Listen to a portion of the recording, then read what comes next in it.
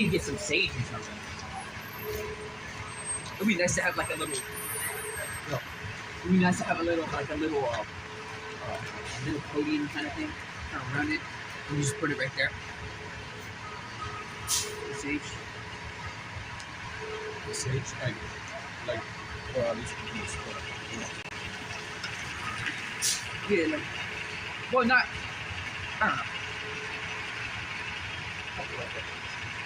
yeah. I have this small food with me. Sure, a tiny hole.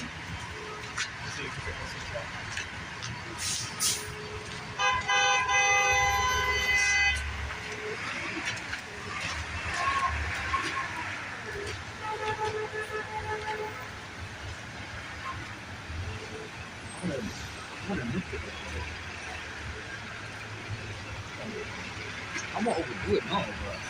Like that.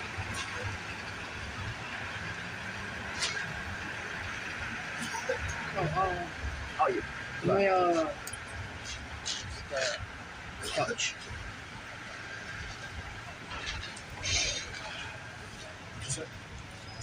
Shalom, shalom. Much work on y'all for peace to eat. Alright. Kahalaimla, Allahaynawa, Yahawah, bahasham, Yahawashi, bahasham. Alright, we're going to give double honors, past the elders, great Losong, shalom, shalom to all you sincere brothers out there teaching truth and sincerity. Alright, when the Hebrew Israelites speaking once again, the prophet said the downfall of Esau's kingdom, and to bring remembrance unto the children of Israel, was consisted of so-called blacks, Latinos, and Native Americans, to bring it back to our God, which is Yahawah, to our Lord Yahawashi. So it's Yahawah, bahasham, Yahawashi. Yahawah is who this world is called God. Yah means he, Yahweh means existed to be. Bahasham means in the name. Yahawashi is who this world is called Jesus. Yah means he, Yahawashi means says that delivers. All of this is in the Paleo-Hebrew tongue, which is the ancient Hebrew tongue struck up by the ancient Israelites, which are our ancestors. And we must return onto that language to call upon the Heavenly Father and the Son in the correct tongue. Alright, so Lord willing that this camp session is edifying you brothers and you feel by the sisters. We'll ultimately go roll through the spirit.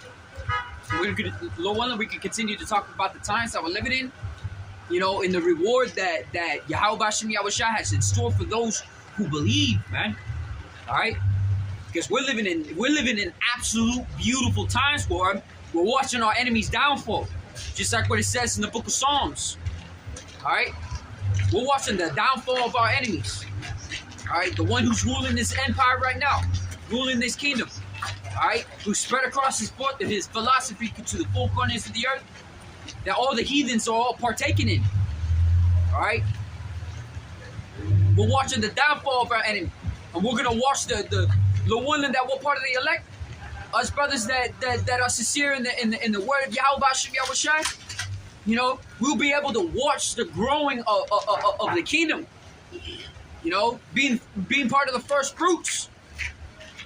Alright? But first we have to put in work now and continue to do the work of which we're doing now. Alright? So that we can make it to the kingdom. So that we can make it and receive the end of our faith. And receive our reward. Adon Ratazah. Abaratazah. Alright?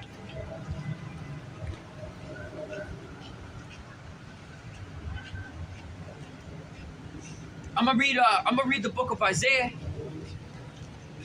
Alright? I keep trying to get ahead of myself, trying to set things up, but I'm gonna just let the spirit roll.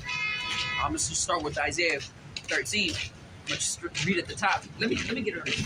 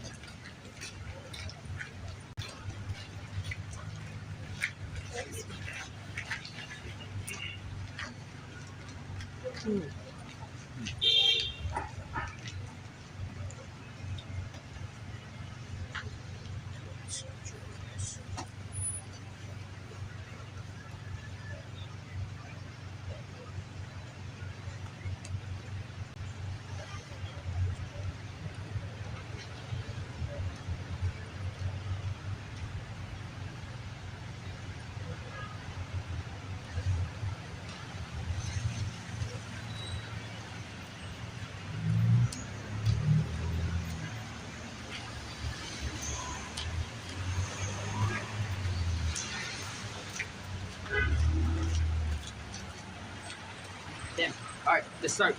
This is Isaiah chapter 13, verse 1. It says, "The burden of Babylon, which Isaiah the son of Amos did see, lift ye up a banner upon a high mountain, exalt the voice unto them, shake the hand that they may go into the gates of the nobles." All right, it says, I have commanded my sanctified ones, I have called my mighty ones to mine anger, even them that rejoice in my highness. The noise of a multitude in the mountains like a great people, a tumultuous noise of the kingdoms of nations gathered together. The Lord of hosts mustered the host of the battle.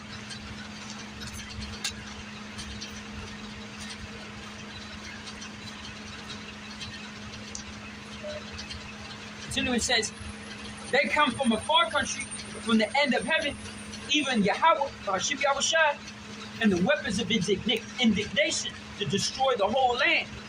All right, and that's mainly talking about, first of all, starting with the truth, because the truth is spread across the four corners of the earth, and we're out here openly declaring war upon the hierarchy. I believe that's the word of this kingdom.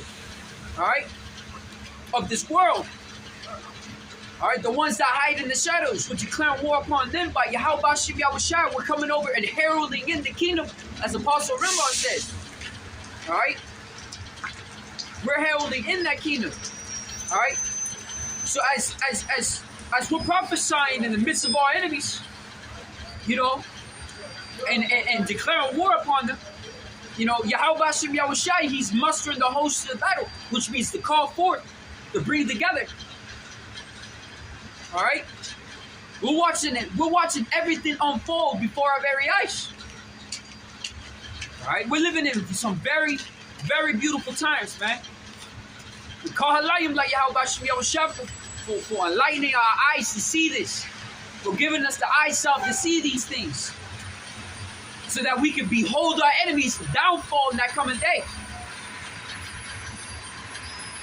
All right, verse 6, it says, "How ye, for the day of Yahawah, bahasham Yahawashi is at hand.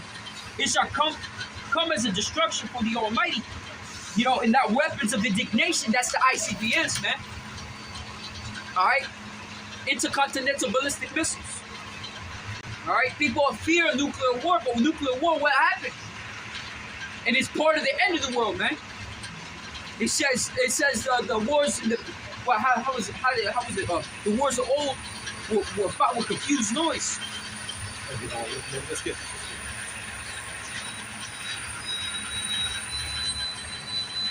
This is why Yahawashi was talking about weeping and gnashing of teeth. In that oven. He always talked about the end being with fire, and that fire isn't coming from what the wacky Christians talk about, coming from Satan and everything like that. No, it's coming from the Heavenly Father. That's the weapons of His indignation.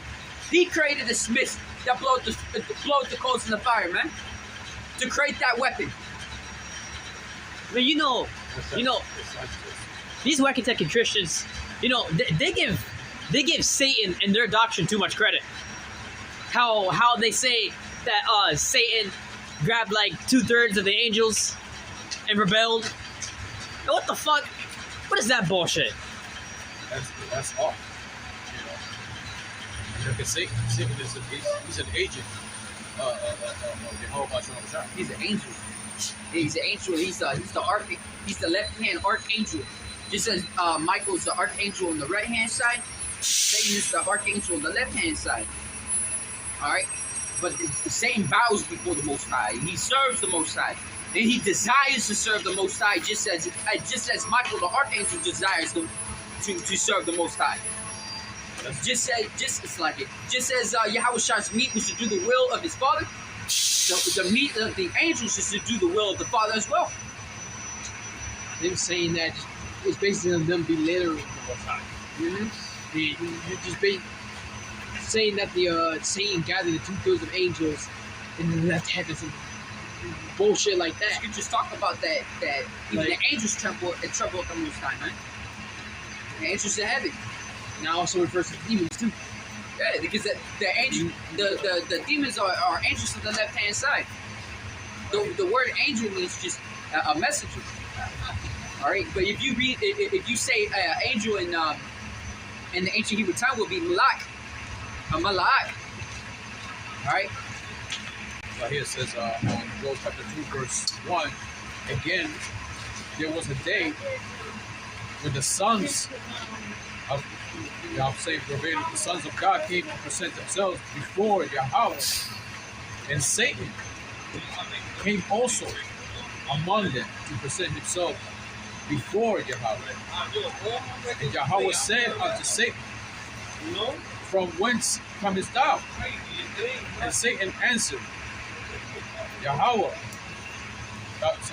And Satan answered Yahawah and said, from going to and fro in the earth, and from walking up and down unto it. In other words, What was he doing? He's answering Yahawah. He's not going to go like, who the hell are you? I ain't going to answer it. I am Lord of heaven. Nah, man. He was gathered with the rest of the sons of the Most High, which are angels.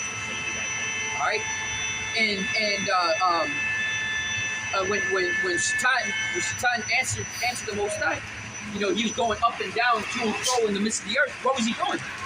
He was doing his job, going around being a tempter, being causing people to go astray, and judgment would be cast.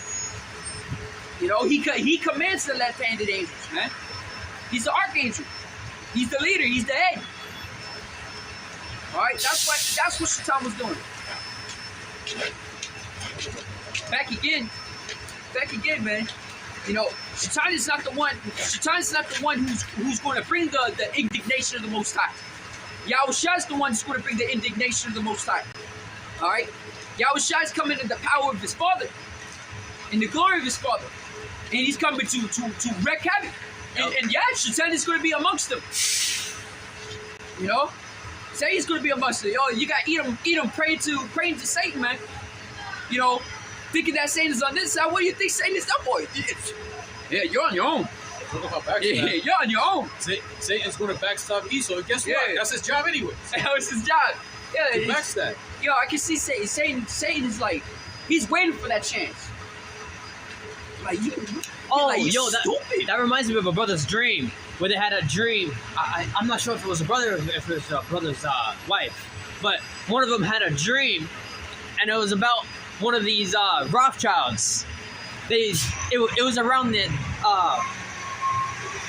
I'm going a little bit too fast, but one of the Rothschilds they went to go pray to back to their god, their demon, and it wasn't answering, and they were freaking out in his dream. These heathens had no idea. Why do you think? That goes into that scripture, you know, what is it? Go to your Go and cry unto the guys you have chosen? That one? No, is it procrastinators? Oh, go to your monkey procrastinators. You know, the stargazers. Because even though Esau's going to go to that, you know, it's not going to answer. It's not going to get an answer. Yo, everything bows. He's going to try to look for signs. He's going to try to look for anything that can fall for his just say on his side, to fall on his side, for him to have an advantageous what's the word? An advantageous ability over something, you know, as he always believed that he had, you know, because there are stories about Esau being able to peer into possible futures or whatever using technology and such. However, that's what they got a company that is called Oracle. Yeah, Oracle, that was called Oracle. Which goes back to the Greek, you know, that they use these Greek witches that can see through like a glimpse of the future. You know? Yeah, they like say, trying to tap on the left-hand side. We have an omen, you know? Which they say, tell us, what do you see? Oh, I see great futures and all that. I'll tell you what, just turn left, and then after left, then you turn right, and after right, go up, then go down, and you'll be all right, or whatever the case may be, you know? But Esau won't be able to see nothing like that, you know, that day. Oh my goodness. Man, Esau's dumb as hell, bro. Like, everything bows to the Heavenly Father. He's the creator of the heavens and the earth. Like, Bro, he created everything. And Esau likes to use the eagle. We would go back to one of the videos from Mr. Hart. One of the apostles. I'm not going to pinpoint one of the apostles. He's talking about the eagle. According to Esau, he uses the eagle. Okay, like let's say if he, whatever the case may be, if he dies, the eagle carries the soul into this other realm or whatever the case may be. You know, bro. It kind of sounds like the game Prey. We were talking about it not too long ago. That is something similar like that happened. You know, but Esau likes these like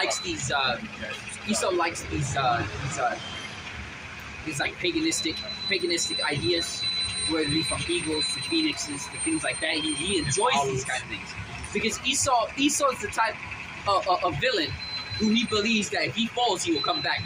He'll come right back. There's a scripture about that. Yeah, that we shall build the desolate places.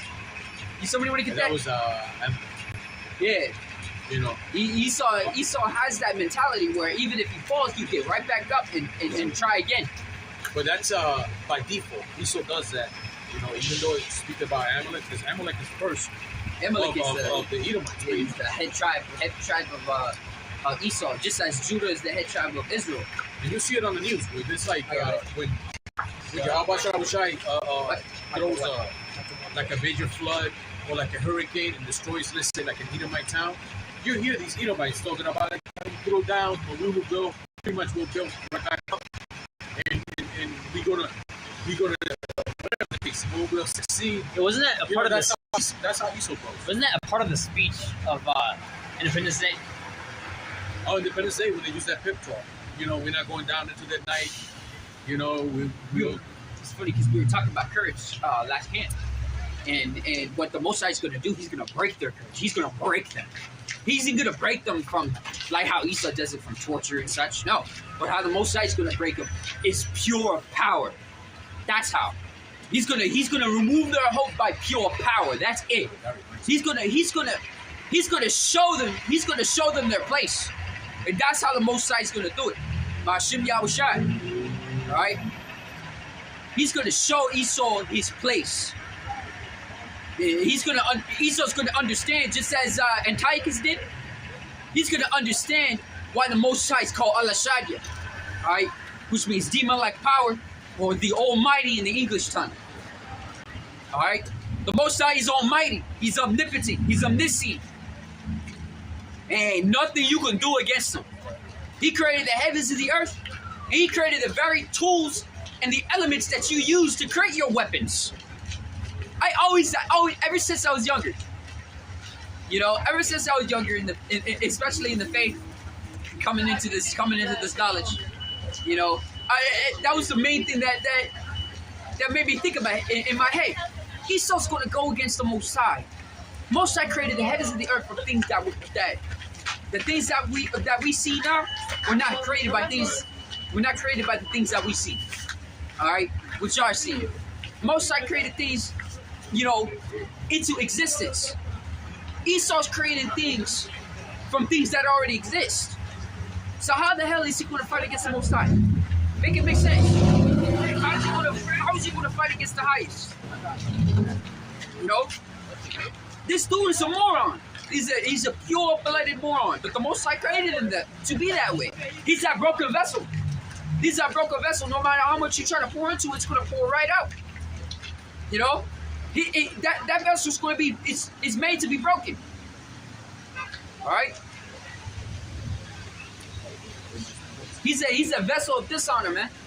You don't want to pour nothing in it. That thing was made to be in this for a specific purpose. The power of the power was it? The power of the pot is in the hand of the potter. Roughly paraphrasing. You read Micah real quick. You got Micah. This is Micah chapter 1 verse 1. This is the burden of the word of the Lord to Israel by Micah.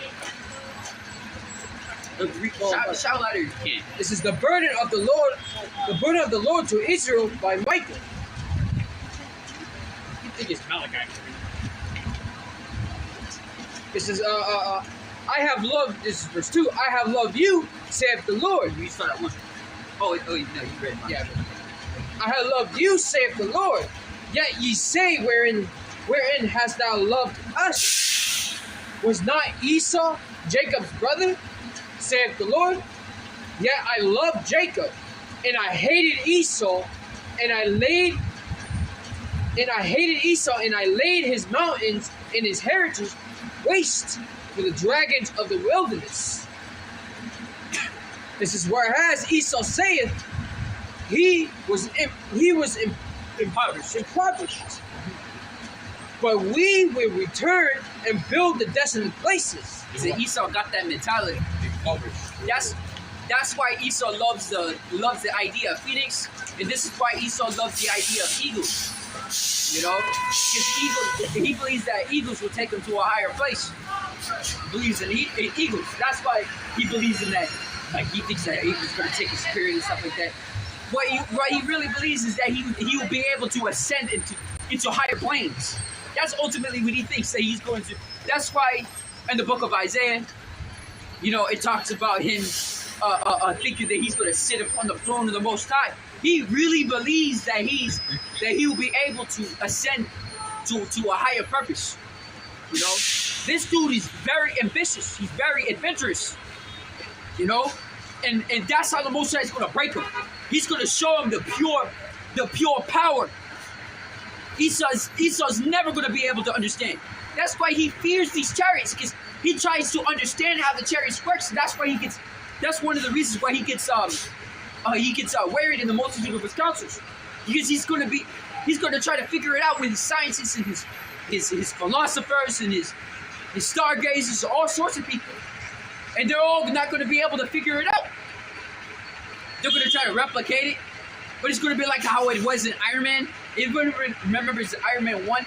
There was a guy who's a competitor to Tony Stark, who's trying to make a suit just like similar to Tony. Yeah, he got pissy with one of his assistants. And he put on he showed a video with an experimental thing, and it showed the suit twisting, and pretty much killing the guy inside. You know, and he tried to replicate it. Is what I'm trying to get at. He tried to replicate something that was perfected. You know, and he could never get close. That's why he got mad at one of his assistants. They built me that to that effect. But he built me that the same way as Tony Stark did. Yeah. He said cancer. He said he built that inside a cave out of nothing. You know, however he said it. You know, that's how I imagined it. Because I could imagine the higher ups yelling at his underlings to make it, replicate it. I don't care what it takes, who you need to make it, get it made. You know, time is running short. He built his suit in a cave with a box of scraps. yeah, I think that's what he said. I got the word for impoverished. Impoverished refers to being extremely poor or lacking the basic necessities of life, such as food, shelter, and access to healthcare. It often describes individual, families, or communities that live in a state of economic deprivation, leading to the lack of resources for a decent standard of living. The term can also relate to the broader context of societal and economic conditions that contributed. Okay, that's the whole point. It's poverty. That Esau's supposed to be like the base. He got he builds his cities. The Most High casts them down. He destroys those cities. But Esau has always had that mentality that he's gonna build back up. He's gonna build back up. It doesn't matter from where and how.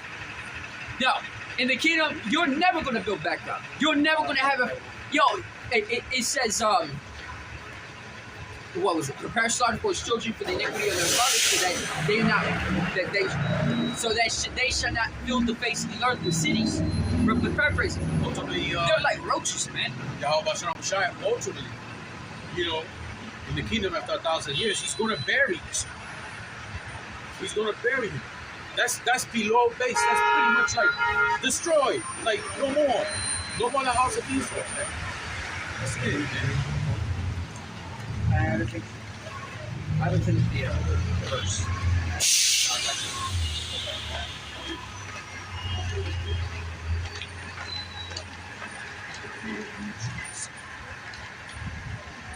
Got more? Yeah.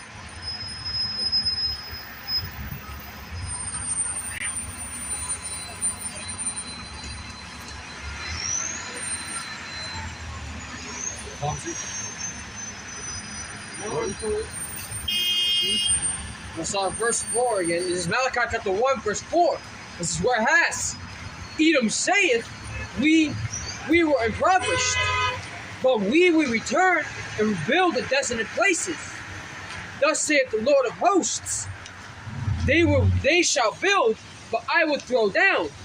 They shall call them the borders of wickedness, and the people against whom the Lord hath indignation forever. So he's the border of wickedness, man. He's doing it by he does all kinds of wickedness in the earth by default, anyways. You know, Yeah, he's that son of perdition, man. Yeah, and you see even by the PDF file, it shows how he actually is behind closed doors, man. How he drool over things, he craves for shit that's hard to imagine. You know, and shit too. He craves for shit literally because that's in the PDF file too. You know, but it shows him by who he is. You know, he's a nasty animal that he makes cockroaches go like, ew, you do that? No, You know? talking about I don't know. I keep talking about that, like you don't want to compare Esau to the cockroach. It's a disrespect to the cockroach. Yeah, because even a cockroach, even a cockroach is a benefit to the earth. Shit, even the cockroach got laws. You know? Yeah, Esau, he's a nasty animal that has no benefit for anything. So he has to be put down. He's a plague. Because he's a poison to the earth, man. How you say he's like a walking parasite, man.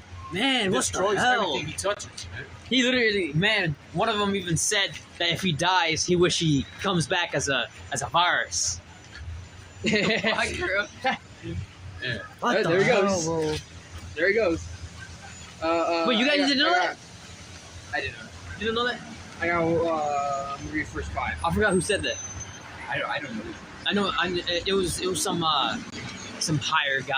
I don't remember.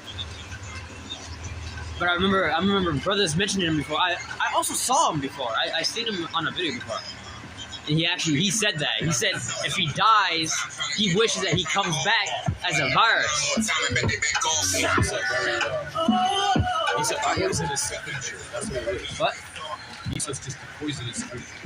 It says, I'm gonna read verse 5. This is Malachi chapter 1, verse 5. It says, and your eyes shall see, and ye shall say, the Lord will be magnified from the border of Israel. Yo, I'm gonna read this in the NLT. I don't know what you're gonna read in it. The scripture you just read. Oh, that okay. But I'm gonna start at verse 4. This is Malachi chapter 1, verse 4, NLT. It says, Esau's descendants in Edom may say, we have been shattered, but we will rebuild the ruins. But Yahawah of heaven's armies replies, they may try to rebuild, but I will demolish them again. Their country will be known as the land of wickedness, and their people will be called the people with whom Yahawah is forever angry. When you... That's second. It says, when you see the destruction for yourselves, you will say, truly, Yahawah's greatness reaches far beyond Israel's borders. Damn, man. It's gonna be a fucking crater.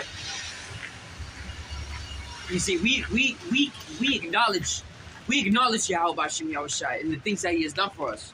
You know, when we come into this word, when we came into this word, we receive the eyeself, the Wadi Yahawashi Yahawashi. We're able to see the things and understand the things in which the Heavenly Father has done for us, and what Yahawashi's purpose was when He was on the earth. All right, and what He did, what He did for us. You know, that Thanksgiving, man, that thanks gift that Yahawashi has given us. You know, that free gift. All right, so when since we're in this word, you know, and we understand on the things that the Heavenly Father has done, and we give praises for the things that even all the way back in the past, the Yahawashi has done, and what He's going to continue to do. All right. Yo, man, you know that the kingdom's gonna be that real Thanksgiving, and not this bullshit here. Yeah, like Thanksgiving is worse. It's why I said Thanksgiving. That's what it is. Yeah. That's just celebrating our death. Man, bro, why would people want to stay here? This whole kingdom was literally built on blood, and you already see behind the scenes what the leaders of this kingdom is still doing. Why would Jake want to partake in this place, in this hellhole? This is Ecclesiastes chapter 17. Let me start at 5. It says, they received the use of the 5 operations of the Lord, and then the 6th he imparted them understanding. In the seventh speech, an interpreter of cogitations thereof, counsel, and a tongue, and eyes, and ears, and a heart gave he them to understand. Well, withal, he filled them with knowledge of understanding, and showed them good and evil. And we especially know that now. We especially can discern between right and wrong. All right. It just says the teacher's the apostle of apostle to heart. You know, has said, you know, we gotta learn wickedness so that we can appreciate righteousness. All right. Yeah. You know, we have learned wickedness so that we can appreciate righteousness.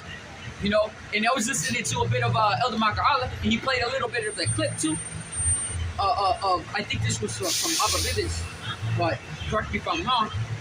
You know, he's talking about. No, I don't know. I didn't see the video. I was listening.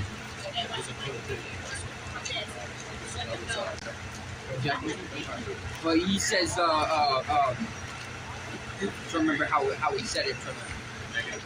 Yeah. You know. We gotta learn the negative, so that we can learn the positive. It's a process. It's a process, but it makes us closer to the Father. You know, who knows both good and evil. All right. So continuing, it says,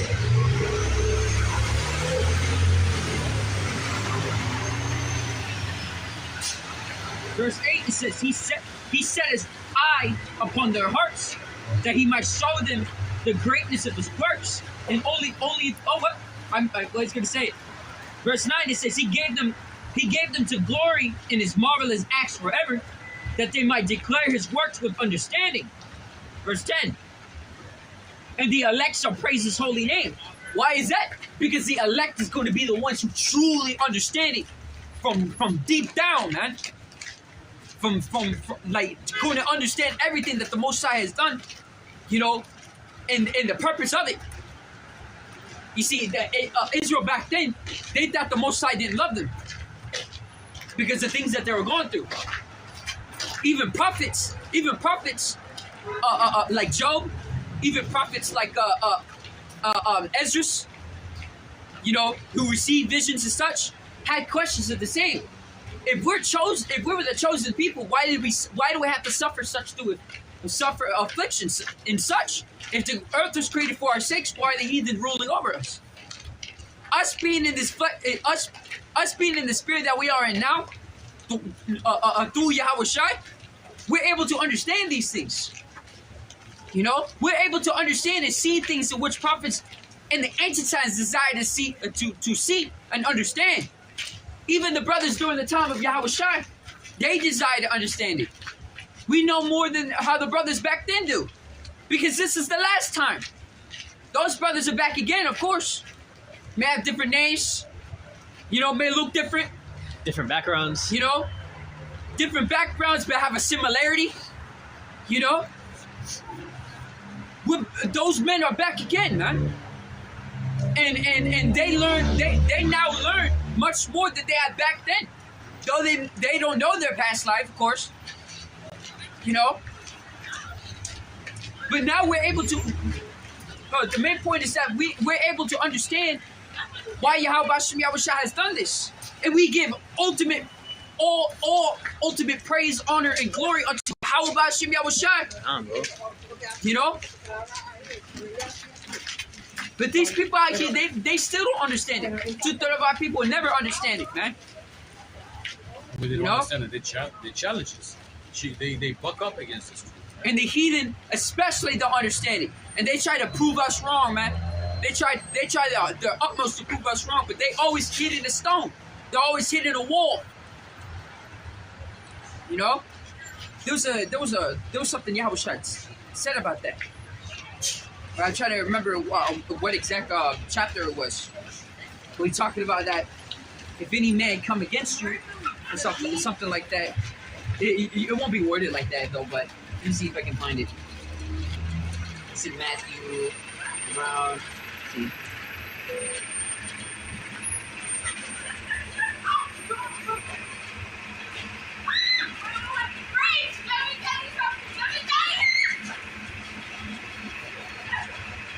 Alright, give me a second just so I can see if I can find this.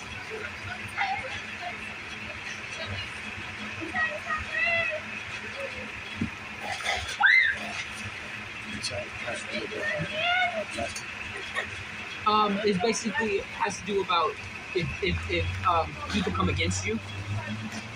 Wait. Oh, wait. Ooh, I'm scared of Aiden.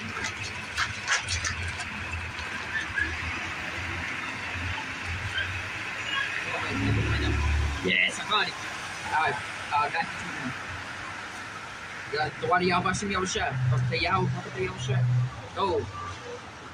No, I wouldn't have gotten it if the Spirit didn't give it me. Right here. This is Matthew chapter 21, verse 42. It says, Yahawashi said to them, Did ye never read in the scriptures the stone which the builders rejected? The same is become the head of the corner. This is the Lord's doing. It is marvelous in our eyes. I don't know, for some reason I want to say, isn't it marvelous in our eyes? But continuing out, verse 43, it says, Therefore say I unto you, the kingdom of heaven, the kingdom of the Most High shall be taken from you and given to a nation, bringing forth fruits thereof. And whosoever shall fall on this stone shall be broken, but on whosoever it shall fall, it will grind him to powder. Listen to that. You know? And that's that stone. That's that cornerstone, or the head of the corner. You know, and this that was referred to Yahawashi. But if we have the same mind as Yahawashi, no man will be able to basically come against us, because it'll be like hitting against the pricks, as Yahawashi says, hitting against the stone. It's like you're kicking against a stone. You ain't moving that stone. You're just kicking it futilely. You're only injuring yourself. Yeah, ultimately, roughly paraphrasing, you coming up against Yahawashi. Yeah, so it says, whosoever shall fall on this stone shall be broken. So anybody who come against them will end up being broken. You know? It says, and whosoever it shall fall, so if the stone shall fall upon said person, it says it will grind them to powder. That means you are not stopping it. If the stone falls upon you, you're not stopping it. It's the same thing Yahawashi gave the ability to the apostles and the elders and the ones who believe on this word. You know, that have that faith. If anybody comes against you, they're not going to be able to do anything against you, of course. You know, and if you so happen to cast judgment on them, that judgment will likely happen onto that person too. You know?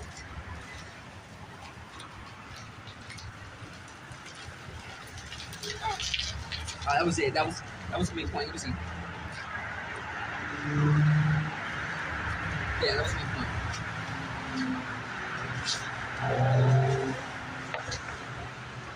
Man, I love that when I was hearing that, man. I was hearing it. I was listening to the Bukhari on the video. I was just like reading it along. Well, yo, man, yeah, it's beautiful. It's beautiful. The Yahawashi, the truth of Yahawashi Yahawashi, ain't nobody able to come against it. All right. This is why we are able to stand firm and confident in Yahawashi Yahawashi and stand out here amongst all these people. A lot of them don't even give a crap. They walk across, they walk past, they don't give a crap. You know, but the people who come over, you know, there's a lot of people that try to persuade us that this is not it. It ain't even working, man. Yo, there's countless people like that. A lot of people try to destroy this. It ain't gonna work. Still out here. We're persuaded in our own minds. Yo, this is why this is called a sound doctrine. This doctrine is sound. It's immovable. You can't take it away that ability. You know, that ability that the elect got. You can't take that away. That's why in Wisdom of Solomon, the 2nd chapter, they talk about proving his patience. You know, that's a heathen. That's a heathen, man. Mainly Esau. It's going to try to prove the patience of the elect. Also, when it's true, you don't supposed to do too much either. You do too much. You know, like you see how like you're trying to do like 10 steps, like over the top, than what the scripture requires you to do, man. You know, like I'll give you like the IUSC bus or shit. Superfluous? That 10 up face kind of thing. Yeah, that's superfluous, man. They're going above and beyond. You want to get that word superfluous again? No, superfluous. Yeah, superfluous. That's it. Yeah.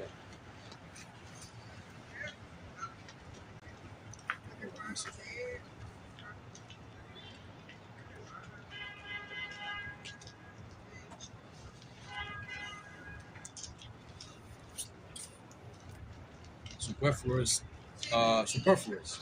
That exceeds what is necessary or normal. Yeah, we got a command from Yahawashi, man. We were commanded to come out here, but we were never commanded to go around marching down things and being all together and shouting and like that, man. Nah, you know, we're supposed to come out here and you know, do what we're doing now, what our apostles and elders have taught us. You know. The superfluous is a Latin term meaning superfluous. Excessive.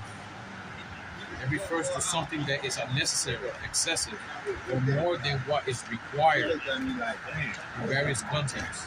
It can describe surplus items, abundant active, everything that goes beyond what is essential or needed. In modern English usage, it often connotes extravagance, wastefulness.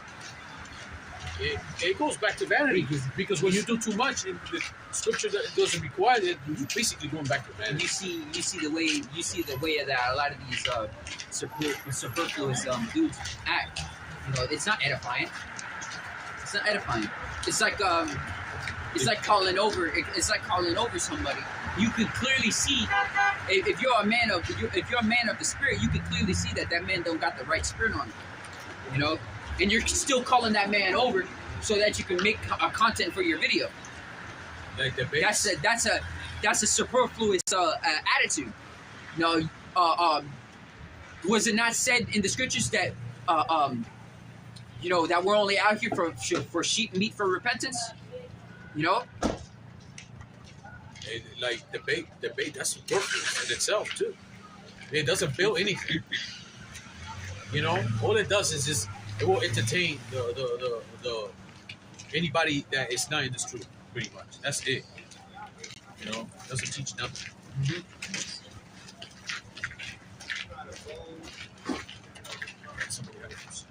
I'm still continuing with Isaiah. I'm gonna continue with Isaiah. Unless somebody else got some resets. No, somebody can finish it. No, that's it. Finish. Well, I got also got I'm in Isaiah 13. You know, it said Isaiah chapter 14, verse 1. For Yahawah will have mercy on Jacob and will yet choose Israel. that's key. You know, for you nations, like out there, like especially Amalek.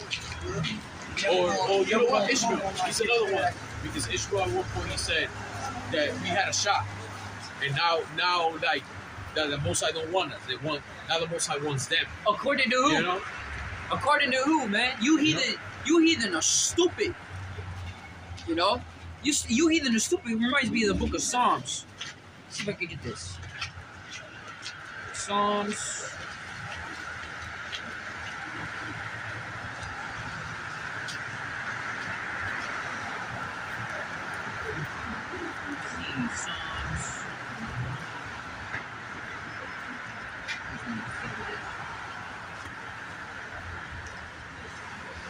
Psalms 147 verse 19 and 20.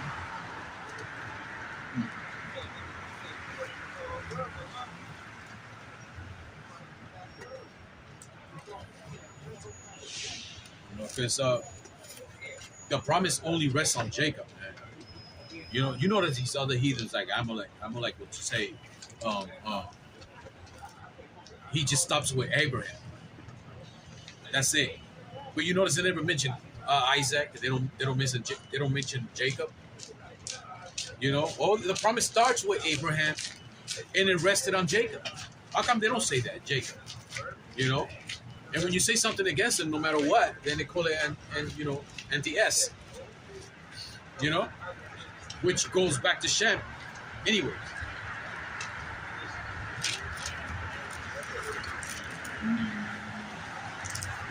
I know it was like that. Man, I hate how picky this thing is.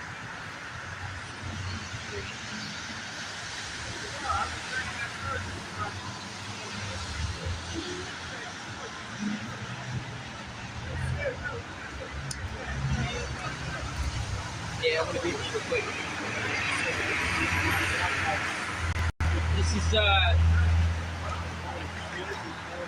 is Psalms chapter 83, verse 1. It says, "Keep not thou silent, O Yahawah, hold not thy peace, and be not still, O Yahawah. For lo, thine enemies make a tumult. They that hate thee have lifted up the head. They have taken crafty counsel against thy people, and against thy hiddenness. They have said, Come and let us cut them off to being a nation, that the name of Israel may be no more in remembrance." And they really believe that, since they believe that they succeeded, that they think that the Most High abandoned us, and that they think that they got next. No, they don't. And if the Most High did abandon Israel, you always cease from existence.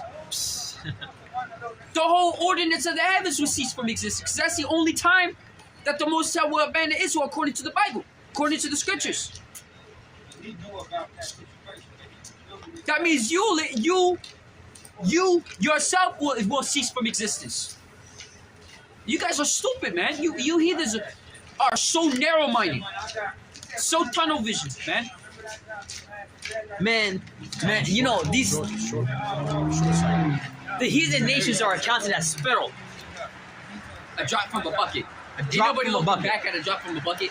Nobody's gonna give a shit. Yeah, these heathens think that once Israel's forsaken by God, right? They think that the Lord's gonna be looking for a new people. That's their mindset. Ah. That's the way I see it.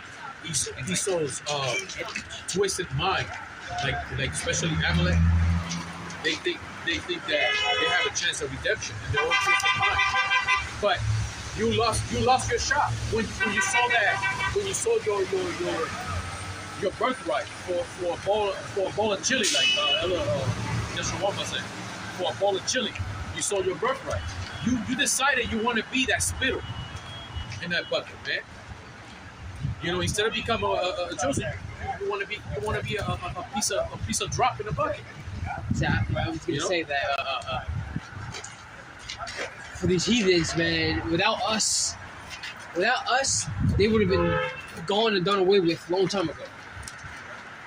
Hey, Esau was never chosen for that birthright. That's why it went the way it did. Mm-hmm. He says, therefore had Esau hated his birthright. And that's why it's in the books too. You know? Everything that's written in the book, that's what it's for. So we can learn about it. And we can learn who you are. Excuse me. He hated his birthright. He don't want that. And these other nations, they think just because now they have all these advantage, they think maybe the Lord's actually with us. We do have a chance. You're just feeling a lot that you're gonna when you grow, you're gonna end up getting destroyed anyways. Continue, it says, for they have consulted together with one consent, they are confederate against you. The tabernacles of Edom, it's funny because it starts with Edom, Esau, the people in which the Heavenly Father has indignation for forever. It says, the tabernacles of Edom and the Ishmaelites. Listen to that. Ishmaelites are second. All right. Oh, Moab. You got Moab in there too, and the Hagarenes, and Gabal, and Ammon, and Amalek.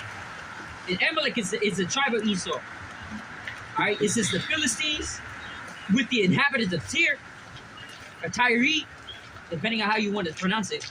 It says Ashur, or Assur. It says also is joined with them. They have opened the children of Lot. Salah says, do unto them as the Midianites, as the Sisera, as the Jabin, and the brook at the brook of Kisan, which perished at Endor. They became as the dung of the earth. Make their nobles like Oreb and like Zeb, or Zeeb, depending on how you pronounce it. It said, yea, all their princes as Zabai and as Zalmunna, who said, let us take to ourselves the houses of the Most High in possession. Oh, my power, make them like a wheel, as a stubble before the wind, as the fire burneth the wood, as the flame setteth the mountains on fire. So persecute them with thy tempest. Make them afraid of thy storm. Fill their faces with shame, that they may seek thy name, O power, O Yahawah. Let them be confounded and troubled forever. Yea, let them be put to shame and perish, that men may know that thou, whose name alone is Yahawah, who the most, art the most high over all the earth.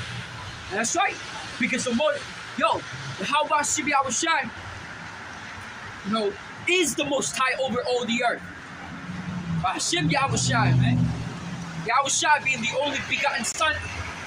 Alright? The true, I was gonna say, who is it? I was going to.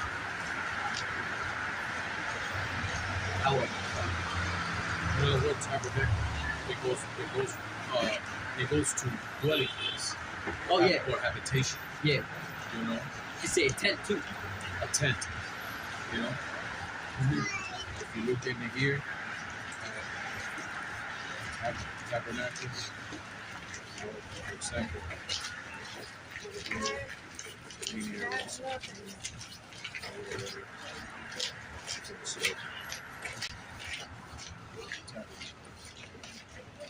And it goes dwelling place and dwellings, habitations, tent, residence.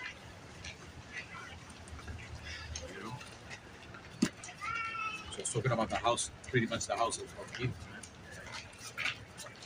The house of Edom he's gonna get destroyed completely, man. There won't be no remembrance.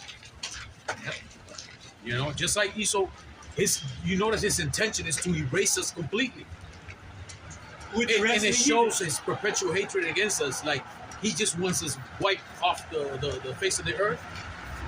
Which is pretty stupid, but Esau is still harmful.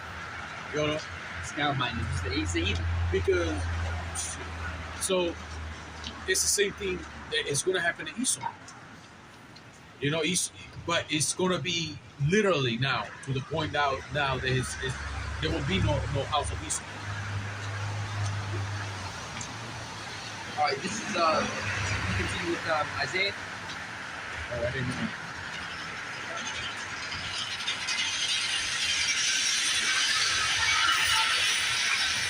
Damn. We were here yesterday. So, yeah.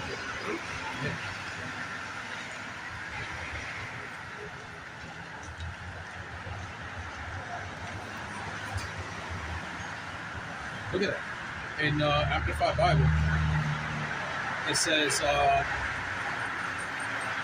Isaiah chapter 14, verse 1 in the Amplified Bible said, "For Yahawah will have compassion on Jacob, the captives in Babylon, and will again choose Israel, and will settle them in their own land." You know, the rest is kind of going off. This is foreigners because the strangers is talking about Israelites, other Israelites. Will join you. See? You can consider this. You got Israelite foreigners.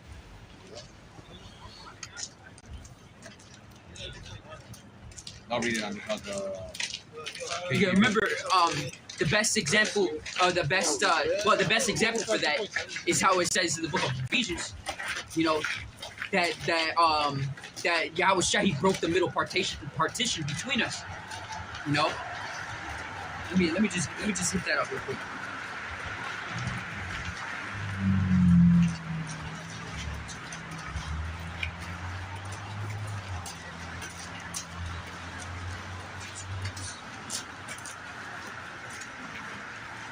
There it is. Yeah, please. Hey, this is Ephesians chapter 2, verse 14. Oh, let me start at 11. It says, "Wherefore, remember that ye being in past time Gentiles, in time past, Gentiles in the flesh." See that? Listen to that. Gentiles in the flesh. This is what it's referring to. You know, a lot of you wacky tacky Christians, a lot of bozos out there, we got to keep nailing this point because there's a lot of morons.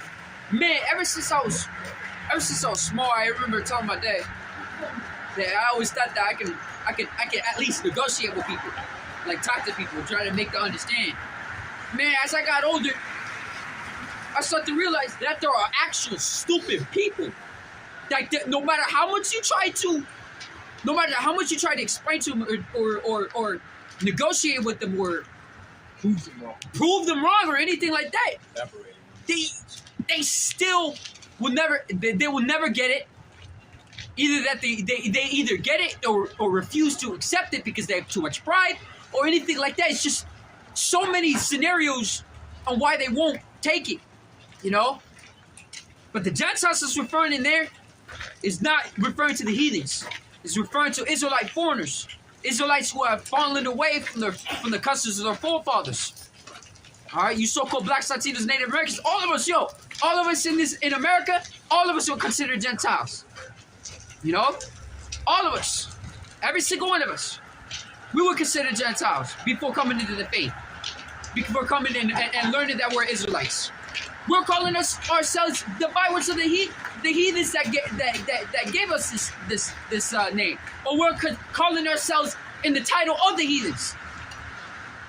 You know, You still see some Jake either given to us or we may look like them, following their customs and shit like that. And we call ourselves that. You may even got a brother that looks Asian, calling himself an Ammonite or Moabite. You know, of course not like in that titles. They call themselves Japanese or Chinese, or you know, you got some dudes calling themselves Italian or anything like that. It's just whatever other word, you know.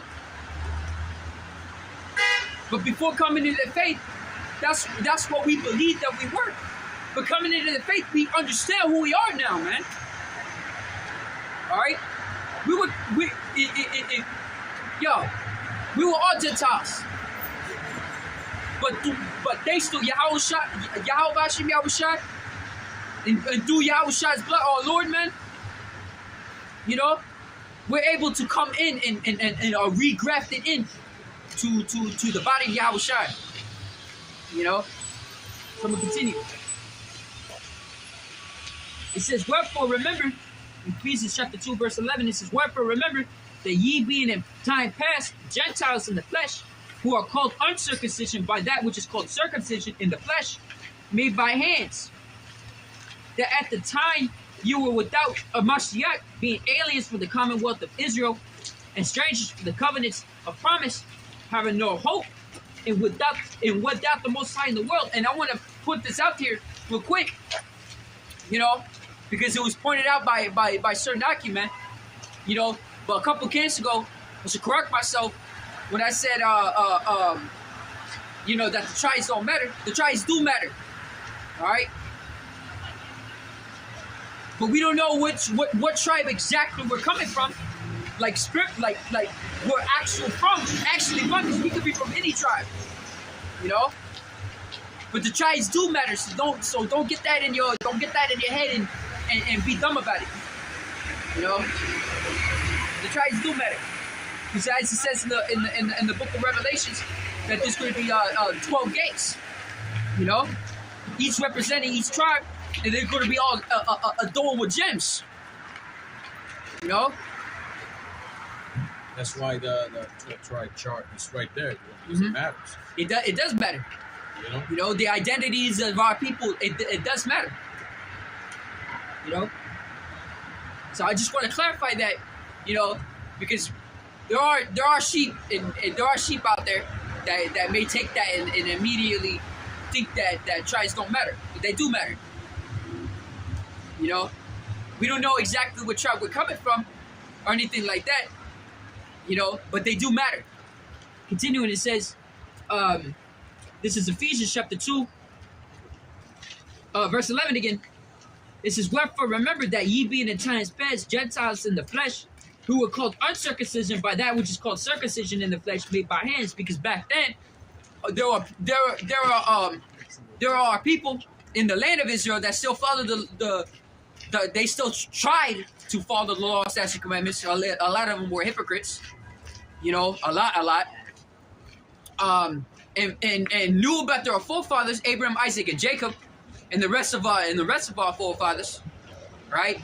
But then there are Israelites who, in the time of Maccabees, during the time of the Greeks, where the Greeks were pushing, you know, pushing for our people to fall away from the customs, you know, to start following the ways of that modern time. During that time, and forcing them, a lot of our people folded and fallen away, and they had children, you know, and the children grew up only in that custom, not the custom of their forefathers, but they only knew about the custom of the Greeks, and then they just growing up from there all the way until the Roman times came, and they start calling themselves Romans or Greeks or whatever other. That applies even now.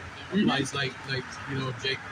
There's some Jakes, of course, you know, born in Germany, or Jakes born in China, and all that. You know, just born over here in America and concentrated right here in America. You know, Americans, Dominicans, Mexicans, or wherever, you know, so on and so forth. You know? Whatever land that you so happen to grow up in, you know, or by race that you or color based.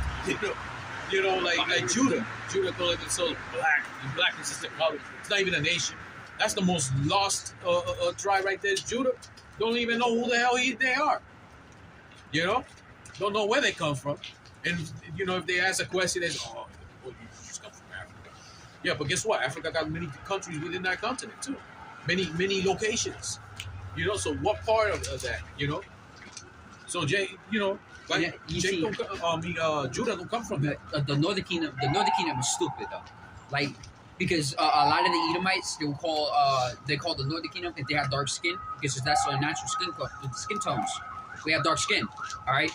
They'll call us Black Hispanics, or what else do they call them?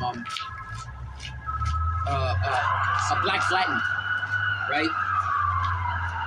So our people. When our people, especially of the older generation from where I am, all right, and from my fathers, you know, older generation than that too. You know, our people from the Northern Kingdom, being the Simeonites, because we're Simeon, All right, we could be Judah, but we don't know. We could be Benjamin, Levi, we don't know. But the Simeonites, because I'm speaking for Simeon, but Ephraim does the same, Issachar does the same, Zebulun does the same, Naphtali does the same. All of them do the same thing. When those older generations, when they're growing up, they sought after lighter skinned women, mainly the men, so that when the men are with those women, and they had children with them, and their babies come out lighter, they believe that since they have lighter skin, that they will grow up better, and they will grow up accomplished, you know. And so they start hating on their brothers and sisters that have darker skin than them, you know. All of this was from our fucking enemy, man.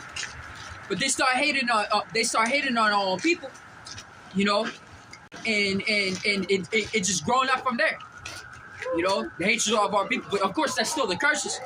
But you know, I just want to put that out there because you got a lot of our people that still call that are still called quote black Hispanics or whatever. But the word black that was placed upon them by our enemy, and the same thing with white, you know, because there's a symbolism behind it, and there's an I guess you could say ideology behind it. Where white represents pure and innocence, and black represents negative and without light or without hope, kind of thing. I was going to mention that a lot of these Simeonites, you know, darker skin, they don't like to be called dark skin or you know, per se black. They say I'm not black, I'm Dominican. You know, it's like what, you know? Yeah, it's stupid. It sounds like a baby. It sounds like a baby. No, it's something you hear Hulk say. No. Like me Hulk. Me know this, me Hulk. You know? Like, man, it's unbelievable. Back to this. You can't reason with it. Yeah, you can't. You just can't. And that's why this truth is for the ones that have the eyesight, the ones that Yahawashi has foreordained to receive this word. This ain't for everybody. You know? I'm going to continue with this. This is Ephesians chapter 2, verse 12. It says, now in times past, without a Mashiach, being aliens, see, in times past, without a Mashiach, being aliens from the commonwealth of Israel, and strangers from the covenants of promise, having no hope without the Most High in the world. See, we were no different than the heathens, man. Before this truth, we were no different. Following after the prince of power of the air, you know, we were born, and after growing up, we start following after our first instinct. What we feel is right. All that shit. You know? Come on, man. But coming into this knowledge, we're able to realign ourselves with the way of Yahawashi, and back to the way of our forefathers, our true ancestors. All right? So continuing, it says, and strangers of the covenants of promise, having no hope without the Most High in the world. But now in the Mashiach Yahawashi, you are sun-signs. Ye who were sun-signs were afar off or made nigh by the blood of a Mashiach. That's right. And yo, now we're able, it's beautiful, man. Because in this truth, there's true brotherhood. Alright? There's true brotherhood. This is not no cult, man. There ain't no stupid ass fucking things, whatever the bywords that the heathen give us, man. You know? This is where our true ancestors are from, man. You got dumbasses out here that think that that Israel is about the small hats. No, it's not. You simpleton. Do your damn research. Those are the devil the Bible speaks of. Yeah, I hate you. The fucking heathens in the land calling themselves us. Do your damn research. You want to search up 1948. It goes further back than that. You believe that shit? Yo, you got Elder Maka'Allah talking about it. You know, Elder Maka'ala talking about it, man. 14, was it 14, I think it was 1442?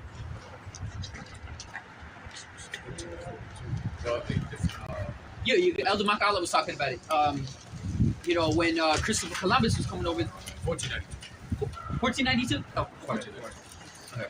But I still got the 14. He's a Spaniard, but he was actually Amalek agent. Yep. You know? And that's why he took interpreters with him. He knew exactly where he was going. You know, but this was at the same time that you got a lot of these Amaleks that were trying to get in that land. You know. Yeah, I didn't even know about that. But this was so happened at the same time that these Amalekites were trying to get in that land. They were being evicted out of the place by the hierarchy of or the monarchy, I guess you could say, of England. You know, at the same time that it was the same time where Columbus or Christopher Colon, you know, that's his true name, was coming over to the Americas. That faithful voyage. It ain't faithful. They knew exactly where they're going. Dumbasses landed in the wrong place at first. They landed in the wrong place. They thought it was India. That's what they called the Native Americans. That's what they called them, Indians. Because they thought it was India at first. You believe that shit? But yeah, he said these. Oh man, I can't. It's dumb. But I'm gonna continue though with this. This is Ephesians chapter 2, verse 14. It says, "For he is our peace, who have made both one, and have broken down the middle partition between us, having abolished in his flesh the enmity with even the law and the commandments contained in the ordinances, to make in himself twain one new man, so making peace, and that he might reconcile both unto Yahawah in one body by the cross, having slain the enmity thereby." And that's right. You see the northern kingdom and southern kingdom who are always at each other's necks. You know? Who are at each other's necks, man. All these years are being brought back again through the blood of Mashiach Yahawashi.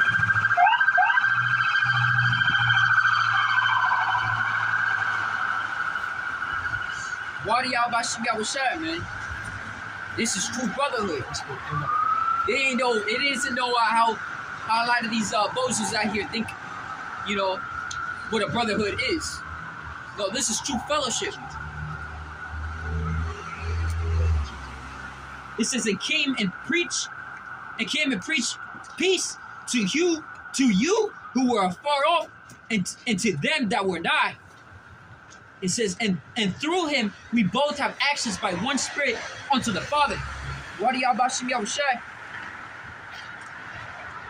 It says, now therefore ye are no more strangers and foreigners, but fellow citizens with the saints and the household of the Most High, and are built upon the foundation of the apostles and prophets, Yahawashi Mashiach himself being the chief cornerstone. And that's the chief cornerstone of our ministry, man. Being Yahawashi Mashiach, man. You know? And to be a citizen, like, for example, in the kingdom, or in ancient Israel, you know, in order to be with the true doctrine of Yahawashi, you know, which is a way of life, you know, we're not supposed to have, you know, the ways of this world, pretty much. It's supposed to be the ways of Yahawashi, Mm-hmm. you know, and this is how, you know, this is how we know that these imposters out there, the tiny tops, you know, they're not the true people. The skull caps. They're not. I was looking at historical context, like where the black suit comes from. You know, the black suit style, like associated with Eastern European J communities. You know, Ashkenazi. You know, particularly in countries like Poland, Lithuania, and Russia, this style became prominent in the 18th and 19th centuries, influenced by local European fashion. You know, if they're the true people, they won't be dressing like that anyways. Funny looking stuff, you know? If they're the true people. You're supposed to be, you know, dressed up, you know, as how the Bible says it. How the ancient scriptures would say, you know, they should dress like. But they don't even follow that. You know? Continue with this.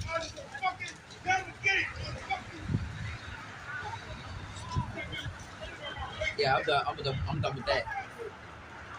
All right, let's get back to Isaiah. All right. I didn't even finish the first precept.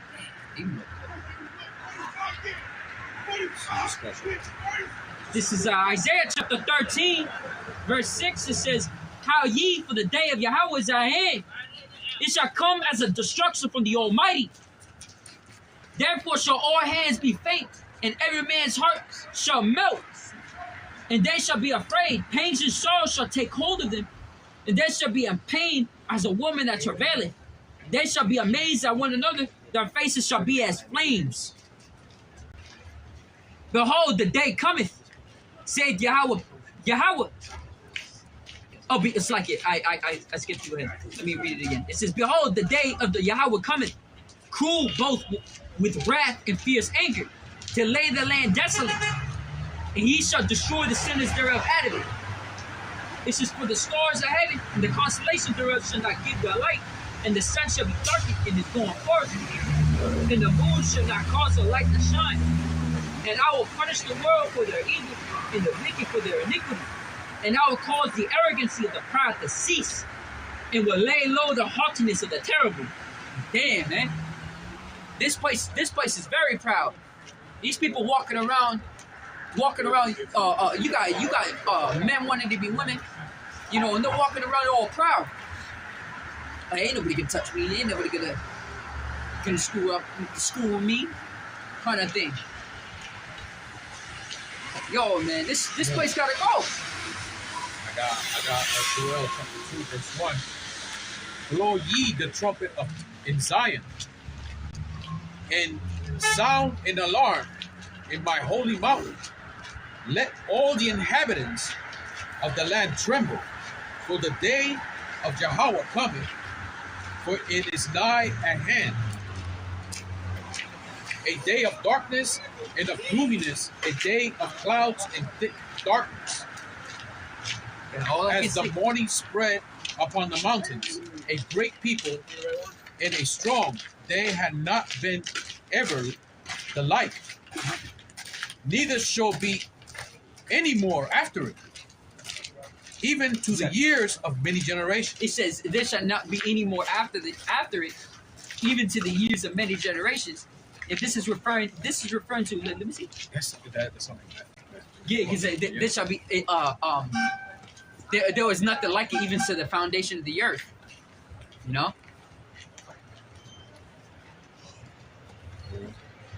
Again, Joel chapter 2.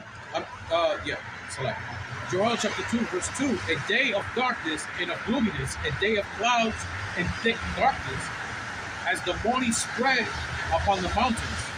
A great people and a strong, they had not been ever the like, neither shall be any more afterwards, even to the years of the generation." Yeah, it's referring to the ICBMs, man. You know, but after the ICBMs are used, that's it. They ain't coming back. There won't be There won't be no ICBMs in the kingdom. There'll be nothing like that. There won't be no need for it or anything, because it's in the kingdom. It's going to be pure, unfaltering peace. You know, and we're gonna make sure that. What do Yahawashi and Yahawashi? There won't be anything used for killing. Yeah, man. No ICBMs, no threats, no threats of using nuclear bombs, no doomsday clock, no nothing, man. Nothing like that. Who wouldn't want that? In verse 3, "A fire devoured before them." Devour. "A fire devoured before them, and behind them a flame burning. The land is as the Garden of Eden before them. Which means in front of them. In front of them is like the Garden of Eden. You can imagine like cities, towns, grass, greenery. All right. And behind them, a desolate wilderness. So the best example that I love to use here is using Terminator. You remember when Terminator, you see a kid inside the plane. He's looking out in the plane, and you see him turning. He's like looking, and he sees missiles outside, and you see missiles going down like this, and you see missiles going across. You know, another good example is more recent one is Fallout. In Fallout, in the first season of Fallout, there was the part with the nuclears dropping. You can see in the distance the explosion, but where they are, it's still alright. It's still okay. But you see the explosion in the distance, and you know you can see it shockwaving across, right? But as it starts hitting more and more, then they start freaking out.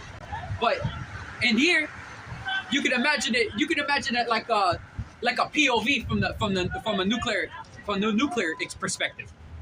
You know, POV from the missile. You already see explosions and stuff on the sides. You know, and that's the missile still going across. It has a designated target that's further in. So in front of them, it's still alright. But behind them, there's already nuclear bombs already hit. So that's why there's a flame behind them.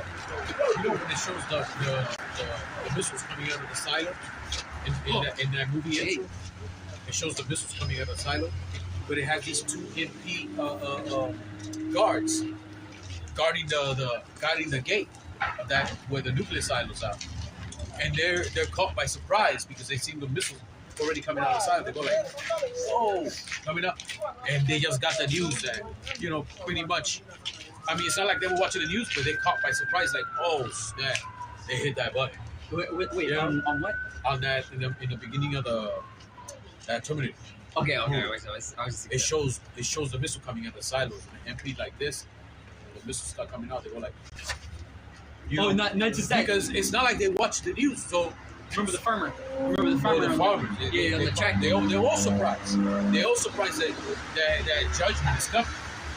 That judgment is something actually is hitting. You know, because those MP guards guarding they don't get an intel like, oh, we're about to launch it. Okay, stand by that. Their job is standing. They're saying you guard that. Those followers are going to be mostly surprised because those followers never knew they had to get someone on their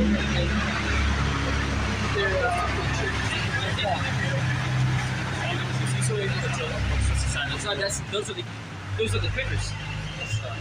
Semi truck. Clips coming out of the critters. And I continue this little bit here. Yeah, and nothing shall escape them. The appearance of them is as the appearance of horses, and as horsemen, so shall they run. And let me see that. It says the appearance of them is as the appearance of horses, and the horses represent power and strength. You know, it represents power and strength, man. It says, and as horsemen, because they're going to be guided. Each one of them are going to be guided, man. They're like strong men. You can read more of that in Joel, the 3rd chapter. We're talking about those horsemen. You know, those one in battle array. You know, but I'm gonna continue with Isaiah. This is Isaiah chapter 13, verse 12. It says, "I will make a man more precious than fine gold, even the man than the golden wedge of Ophir." You know, and why is that? Because there's going to be certain men that are going to be protected in that day. Somebody want to get that?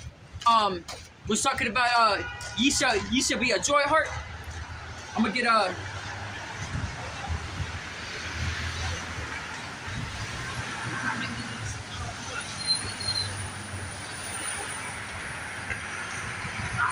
fucking heat. I got it. Oh, what's it? I think this is it, right?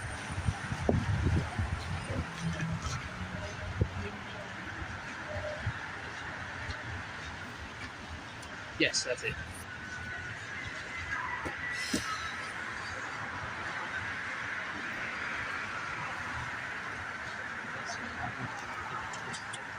Right here.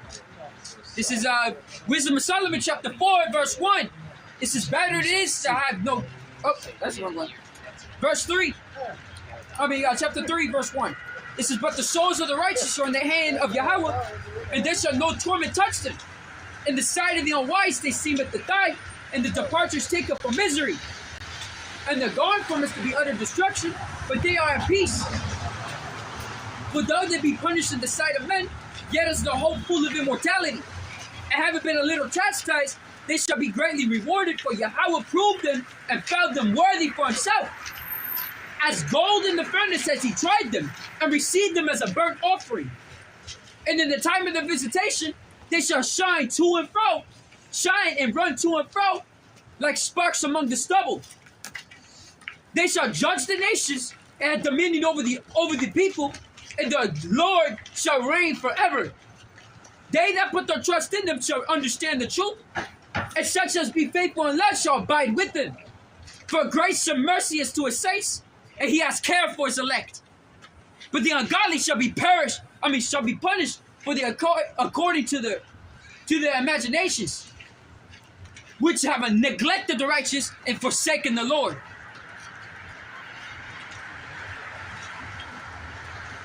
Damn. Forget this. Nah.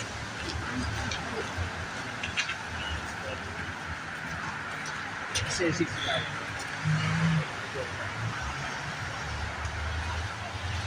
This is Isaiah chapter 65, verse 13. It says,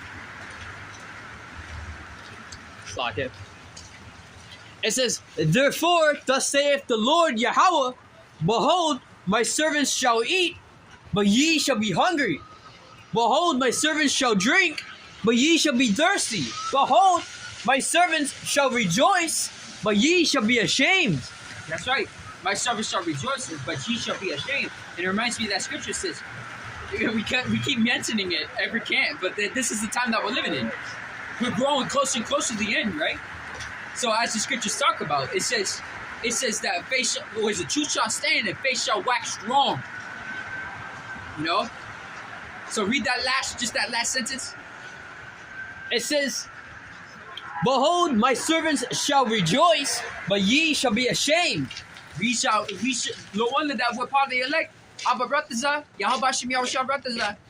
You know, we're gonna rejoice, but you're gonna be ashamed. Because we stuck with the truth, but you didn't. Alright? Can somebody get that scripture was talking about shut the door behind you? Or behind thee? I wasn't finished with this, was I? Okay, continue. This is Isaiah chapter 65, verse 14. It says, behold, my servants shall sing for joy of heart, but ye shall cry for sorrow of heart, and shall howl for vexation of spirit. It says, vexation of spirit says they're going to be moaning and groaning in that day. Because they're going to have that anguish of spirit within themselves. You know, why didn't I do this? Why didn't I listen? Why didn't I do this? It was right there, right in front of me. You know how it says in Proverbs. The same reactions is what these people are going to have, man. They were right there. Why didn't I listen? I had it. And you're gonna start crying and groaning because you're gonna regret. I'm gonna get this. Yo, man, I like how it's worded in NLT. What is it? Yeah, I'm gonna read this. But I'm gonna read the KJV first because I haven't read this. You talk about it. This is Isaiah chapter 65, verse 15. It says, and ye shall leave your name for a curse unto my chosen. For Yahawah, for the Lord Yahawah shall slay thee and call his servants by another name. And it says in NLT, it says, your name will be a curse. That's like it. Your name will be a curse word among my people, For the sovereign Lord Yahawah will destroy you and will call his true servants by another name. I like that. Sovereign Lord Yahweh. Beautiful, bro. Look at the word sovereign.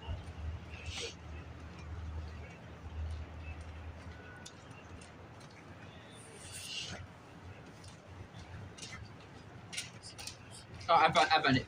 It's Isaiah 26:20. Say sovereign.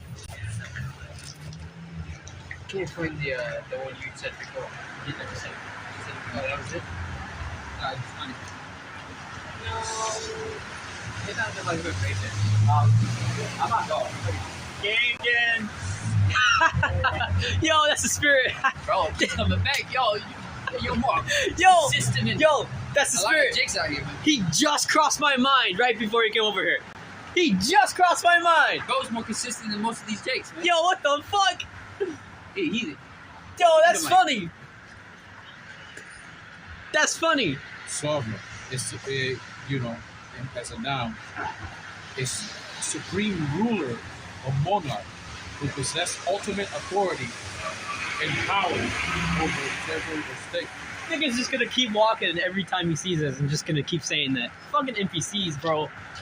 I know, right? He just spawns in just to. He do just what we spawned coded in, for. bro. He just spawned in. Yeah, I had no idea. Go walking around. He is the same word from yesterday. It's like, gang. Gay. Like, dude, you don't like it? Shut the fuck up. bro. You know what to say, Bro, that was you know, like, scripted. That was straight up scripted. That's an idle word anyways. You know.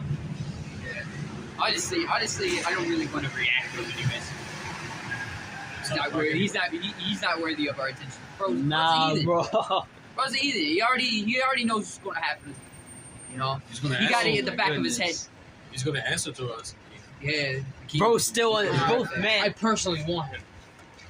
There you go. I personally want him. You know, see the auction block. Man, bro's still in the wheel. He's in the wheel of Yahawashi. All these people out in the world, they're in that wheel. They're just playing their part. I want, in the kingdom, man, I want to form a locker. I want to stuff him in it. That's what I want to do. Dude looks nerdy, It's gonna be a useful appliance. and he calls us dorks. He says gay. Yeah, like I say, he looks nerdy, bro. Let me read this real quick. This is Isaiah chapter 26, verse 20. It says, "Come, my people, enter thou into thy chambers, and shut thy doors about thee. Hide thyself as it were for a little moment, until the indignation be overpassed." It says, "For behold, Yahawah cometh out of his place to punish the inhabitants of the earth for their iniquity, and the earth." It says, the earth also shall disclose her blood, and slacking, man, and shall no more covered or slain. Let me read that NLT here. It says, "Look, Yahawah is coming from heaven to punish the people of the earth for their sins. The earth will no longer hide those who have been killed. They will be brought out for all to see." Fucking scripted as it. Brought out for all to see. Judgment is coming, man. Ridiculous. Maybe a little bit right here. Projecting Jump up on 3. Isaiah chapter 14 and 3, it says, "And it shall come to pass in the day that Yahawah shall give thee rest from thy sorrow, and from thy fear, and from the hard bondage where thou was made to serve." Yeah, it You says. know? It says. Wipe the tears from your eyes for that. Was it He shall wipe that? thy tears. It was that which is passes. I forgot how was it worded. How was it worded? The former things. Yeah, for the former things are now past. That's what it was. Thank you. Except It's former things that pass away. right? I think something like that. It's in relations. It is enough.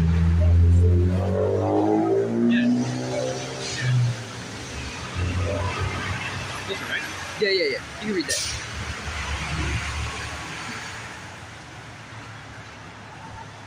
This one is good. Revelation 7.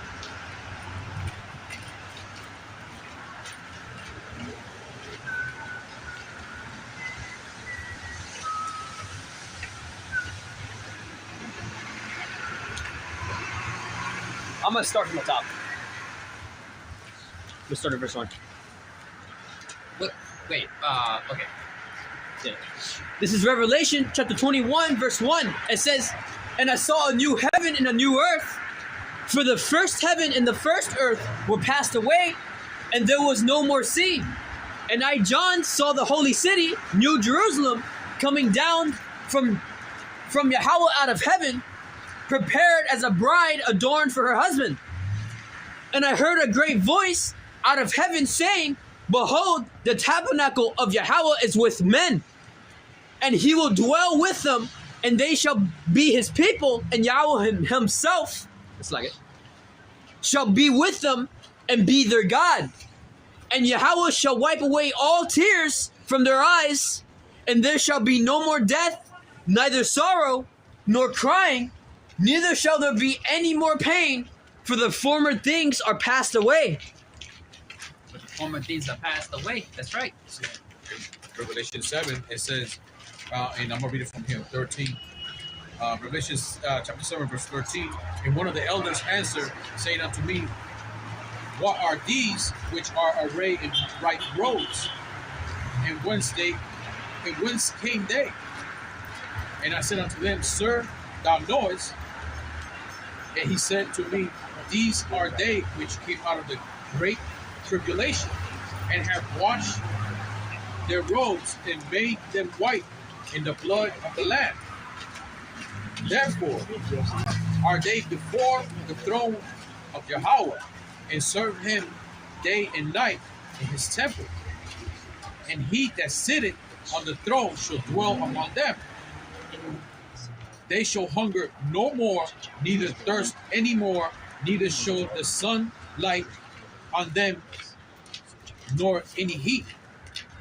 For the Lamb which is in the midst of the throne shall feed them, and shall lead them unto the living fountains of water. And Yahawah shall wipe away all tears from their eyes." Man, that sounds like hard work. You've been outside in that humid heat. No more of that. Damn, man. Can't wait for the kingdom. So the kingdom is going to be, in spiritually, the kingdom is going to be noon forever. And noon doesn't mean like literally the sun's going to be up like, man, it's been noon all day long. What's going on here? No, that has nothing to do with that. It's noon meaning that it's going to be an everlasting kingdom at its height forever, man. Just like Yahawashi is coming over here to crack, he's going to crack them clouds, coming and take down this kingdom when it's already pretty much at noon. He's going to throw it down. So for Esau, it's going to be a sunset. Because his kingdom is already over. Nah, man, it's gonna be a night. It's gonna be night for him. It's going to be a... Yo, this right now, I guess you can say right now it's a sunset for Esau. Because his kingdom's coming to an end. It's night. It's not all the way through. Yahawashi, he's that bright morning star that's coming. What? The night is about to end. This is the night. Yeah. We're in the night. Yeah, that's better. So the night is about to. It says the night is far spent, and the day is at hand. That day is who? Yahawashi. Yahawashi coming back in the glory of his father Yahawah to bring forth the kingdom. So Yahawashi is that bright morning star. So you want to talk about that morning star? Yahawashi is the true morning star. The Lucifer, that's talking about in the book of Isaiah. That's a mockery towards Esau, ultimately. This dude wants to hide in the shadows, but he's bright. He's bright to us. He stands out. We know who this devil is, man. All right, but Yahawashi is going to reveal this devil, man. All right. So when that day comes, when that day is coming, man, that devil's going to be revealed just before the day comes. And when Yahawashi comes, that's when the day breaks.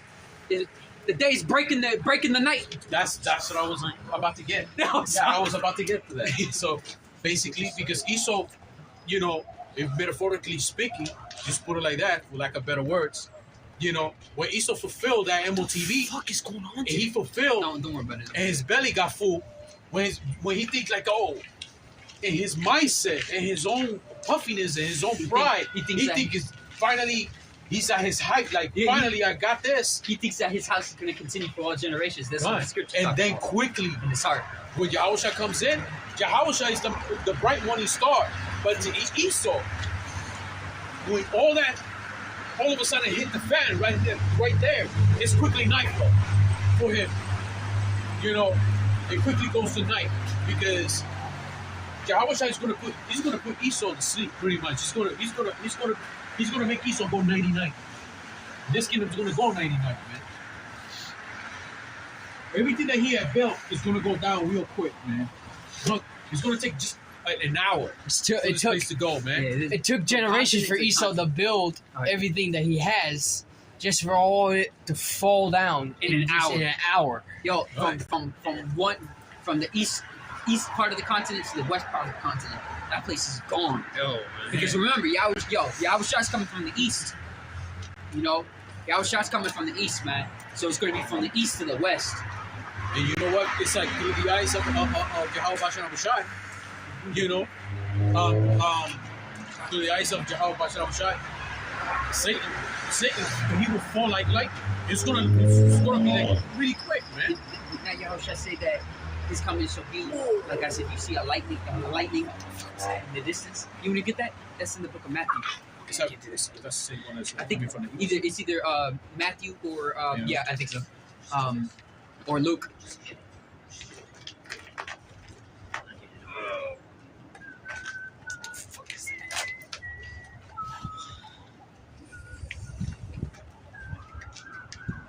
I got the second. Right here, yeah, it was Matthew. Yeah, Matthew 24 and 27. You go flip it. You know, You said 25.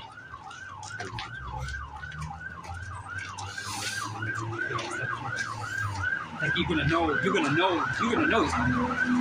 Yo, you know the best example, or the best not example, rather best statement from the Apostle Ramah. He mentioned it during the sit down over there in Dallas, over the beloved Aki from Dallas, right? And what happened in Dallas is that Apostle Ramah, he mentioned that a lot of the prophets, like back then when the apostles were younger, all right, and doing the work, right, the prophecies in which they're prophesying about, it didn't happen. Not a lot of prophecies were happening. They were just speaking about it, you know, through the spirit and power of Yahawashi. However, you compare back then how it is now. We're living in the end times, man. We're watching it happen before our very eyes. You know, this is the time because all kinds of news come in simultaneously, man. It's like every 2 minutes, the last news already on news. That last minute's already on news, man. That's how fast it's going, man. So I'm going to read Matthew 24 and 25. Behold, I have told you before. Wherefore, if they shall say unto you, behold, he's in the desert, go not forth. Behold, he's in the secret chambers, believe it not. You know, there was a thing that happened, I think, sometime last year, I think. Not last year. I say 2024, maybe early 2025.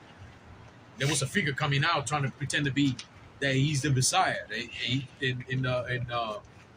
was saying that he's the one or whatever. You know, I was trying to push it, but that was a huge fail. Yeah, I think I know what you're talking about. He was in the end. He was arrested. He was a what? He was arrested. Oh, that was. I don't know No, about that. that was a different one. I think that was a different one. You remember, right? This one was coming on social media. The one I'm talking about. Yeah, I think. This one was on social media. He was trying to gather all these religions of the world, trying to come up, and that was a huge fail, bro. You know? Do you agree? It doesn't only go with our doctrine, it goes with any other religion out there. Right. And meanwhile, Amalek also was pushing those little flyer stickers that you can put everywhere. Oh, They say, yeah. saying the Messiah is here. That's another. Oh. The Messiah is here. And Yeah, I remember and that. when you That was and in New York City. click the click the QR code to know more information, and it takes you that information. It said he's coming to this temple in pretty much in this secret chamber. You know, which shows that's another false Messiah. You got Jake that believe that shit though. So Believe anything. somebody's got to play the role. Man, Somebody's got to play it. Even like anything but the actual it's truth. the worst, horrible roles. But the Wadi Bahasham Yahawashi, we don't got those roles. No, Kahalayim like Yeah. Yahawashi. You gonna hear me? You gonna hear me say that a lot? You know, not just me, but I'm sure all you Aki, man. You know, all when you think about this stuff, all you want to do is give praises. You know? Yeah, bro. Yeah. We continue, Matthew 24 and 26 again.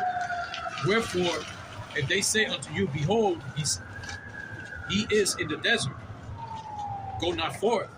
Behold, he's in the secret. I can't read today. He is in the secret chambers, believe it not. For as the lightning cometh out of the east, and shineth even unto the west, so shall also the coming of the Son of Man be. That's right. Yo, we're gonna know. We're gonna know, man. And we've seen it through prophecy. Yahawah's coming. You know, he's coming with the glory of his Father. The prophecies in which the Most High has spoken of from the prophets that were before us is coming to pass.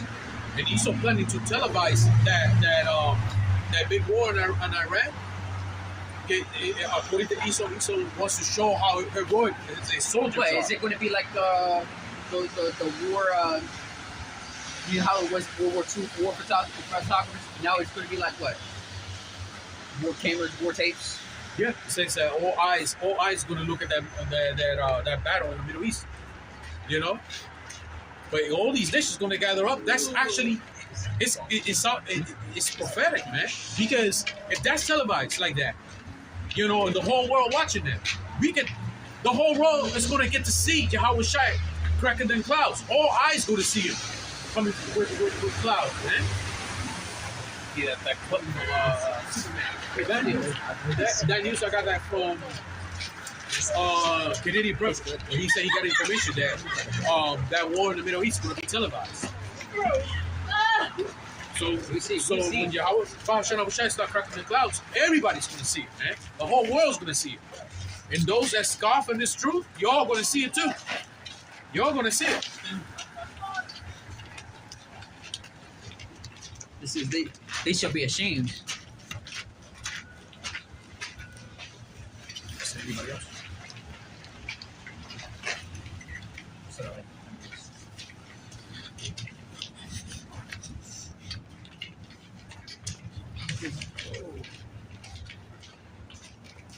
See,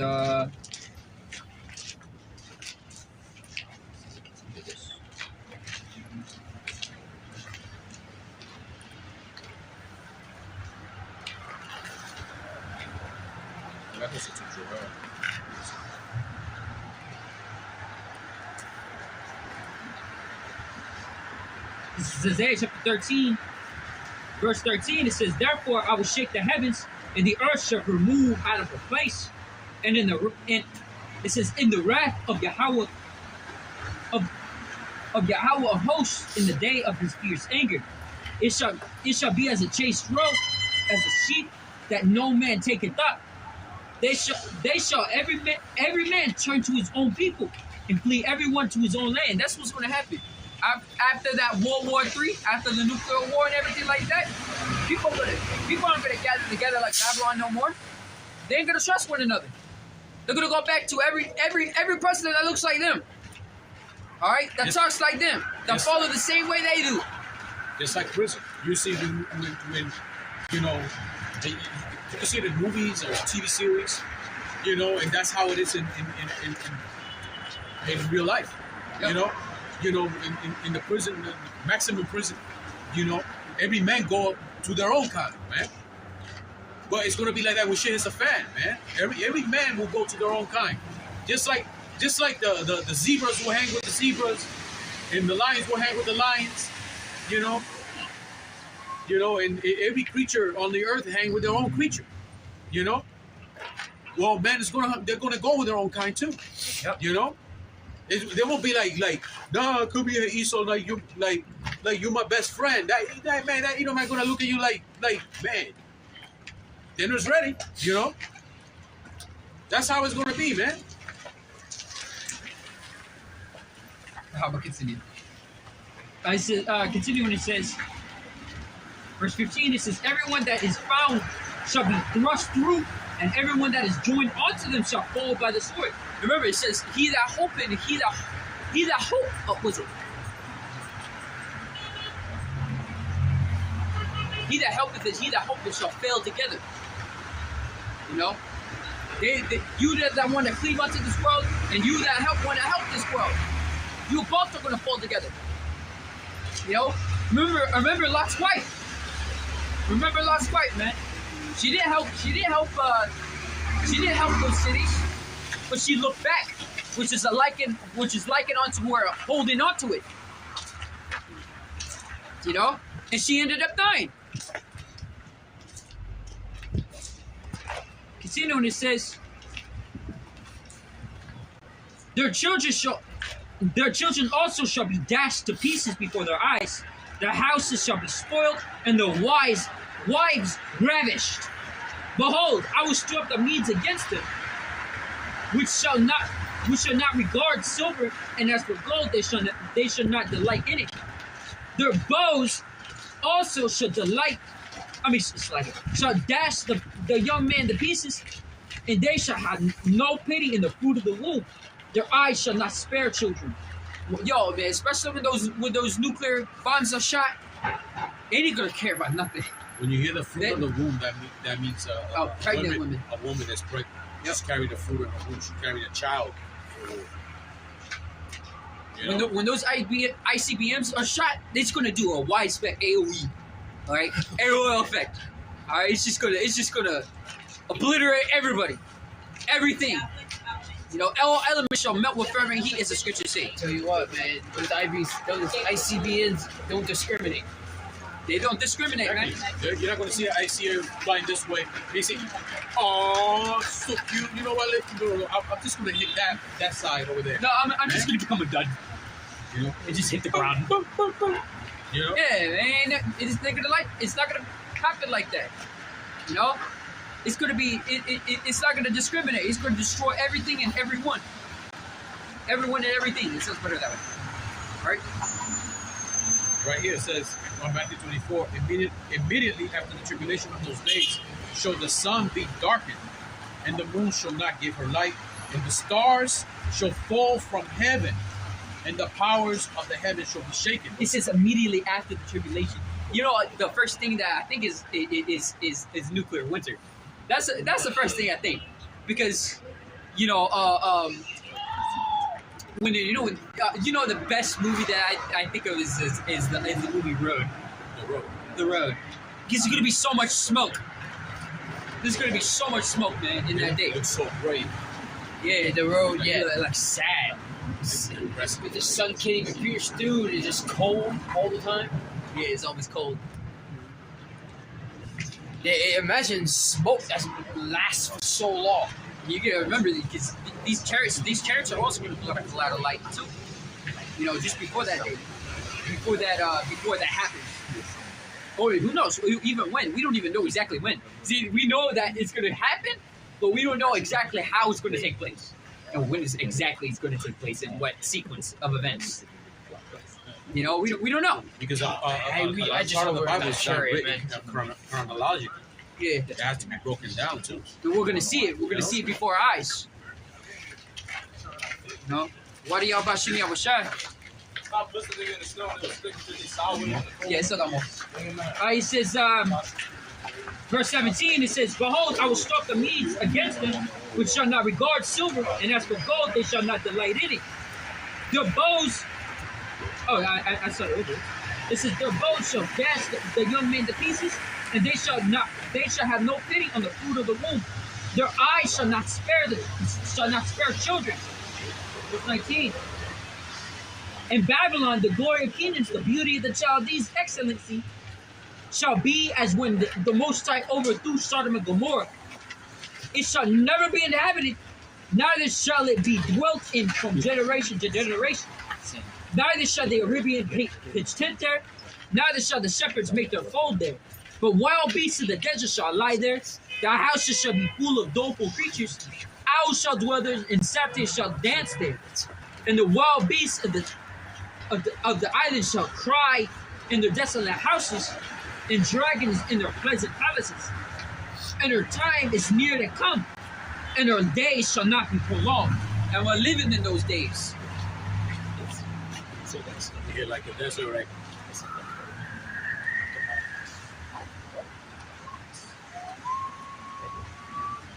Yeah, you get the owl too.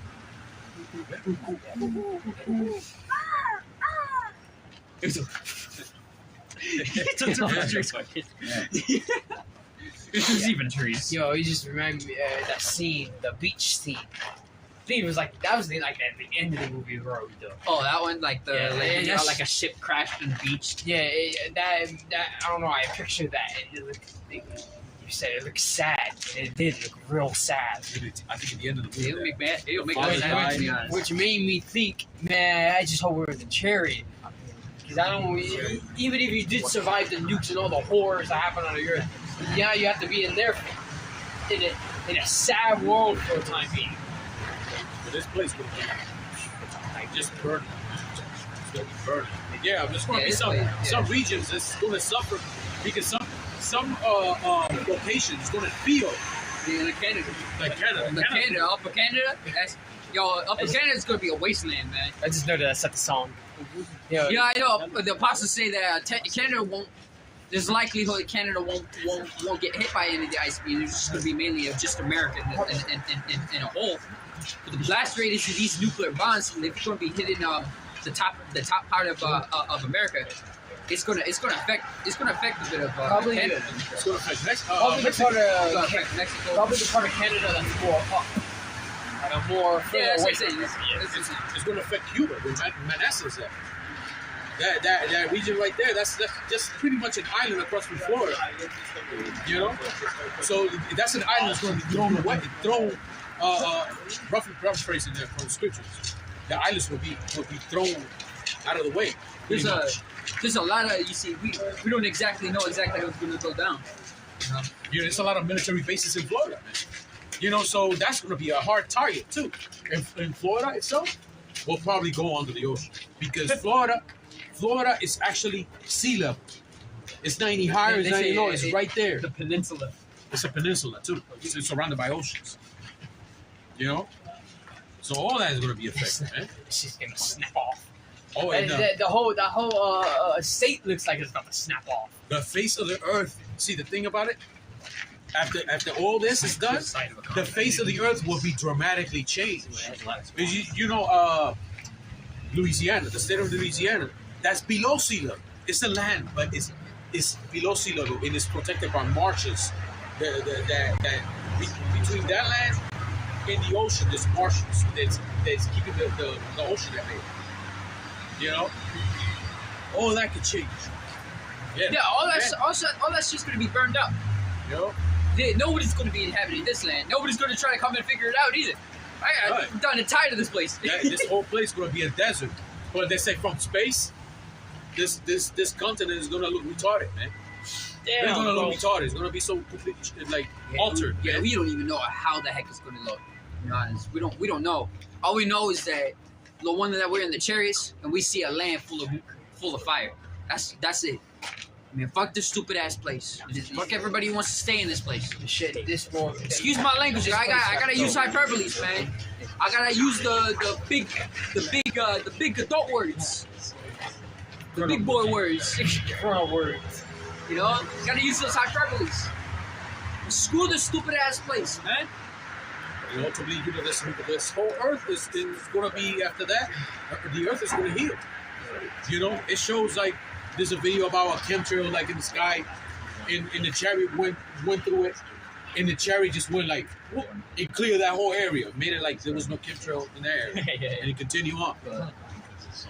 You know, but So a lot of the work is going to be left to these heathens to pick up, man. It's going to be endless employment. that's Aqua's evil word, right? That put that video up. Yeah, I think that was wow, man. That was Jima's get this word. This one, he puts a lot of video about chariots. Word of life. Word of I life. think it's Jima's Yeah, it word shows of the life. face of Yahawashi. Yeah. Yo, that was a clear Jima's face, word by of the life. way. He's still putting up. Yeah, he's always putting up videos. Yeah, you go on there, you can see clips almost every day. Is it that cloud that looked like the face? The cloud that looks like a face? It legitimately looked like a face. Like you can clearly see it. That's an aura, man. That's an aura that the Lord is visiting already. It's it, but then it's physicality pretty much is going to reach the earth. Don't forget about that Super Bowl that happened years ago. Right. Oh yeah, Yo, man, you can't even see his eyes, but you know that was an angel, bro. His hair was absolutely illuminating. It was literally glowing white. Like it's so white, it caught it on the camera, no matter how big the crowd was. And then you zoom in on it, you can see it. You can see it was an actual person. But like sitting down, you can't see his eyes though. And he's like, I look at it like levels, like that, how the earth, how Yahawashi is visiting the earth. Well, if it starts with signs, then essence, then aura, then his full manifestation. yeah, You know? And I want to mention it again because that's how you know it was an angel though. He was an angel, man, because he was staring straight at the camera. And you know damn well he's staring straight at the camera because his face was like aligned perfectly with it. But he was looking at straight at the camera. It is hard to find the camera when you're in a giant stadium like that. You don't know which camera's on or anything like that. But the Aku found it and clipped it. I took a clip from the I found the clip on YouTube. You know, a clip with the I had to go through the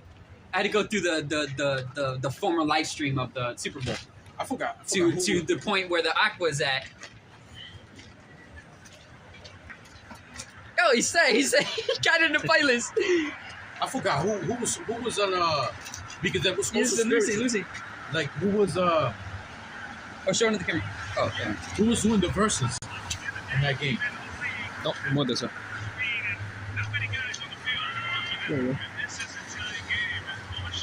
Oh shit! Oh, you gotta zoom in for it. You gotta go full screen. One second.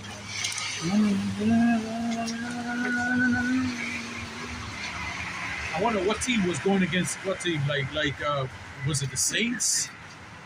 It was Cowboys versus the Redskins. There you go. Because the Redskin represents Gad. Yeah. You know, and the Cowboy represents Esau, even though it was that name Cowboy was given by Judah. The score, I believe, was 7-7-7. It's right there, but you can barely see it. The score was 7-7-7. Yeah. I Is believe there- they were just about to score. The Redskins were just about to score the seventh score. But the Cowboys had 7, and it was It's so pixelated. You can clearly see what stands out. Let me see. You know that later. I know I had a later smoke. on I had a Esau- clip. Esau that was, like, changed closer. the name from the Redskins because I guess Brother got a was clear complaining pic. about that it's racist. Here, But Gad was like, I have no problem, just leave it like that. But Esau changed it to I think the Commanders now. It's funny because it's funny how Esau gets offended. yeah, man. it has That always something to do happens. with That always They happens. they get offended for you, basically. On behalf. There was a point where He literally like staring at the football. yeah, he turned his head and everything. He's looking at it. He's like looking directly at it. As it goes across. People will call it fake until he turned his head. He's like on track with it. But I know there was a clear. I had a clearer one. Get my phone here. Zoom. Right? I got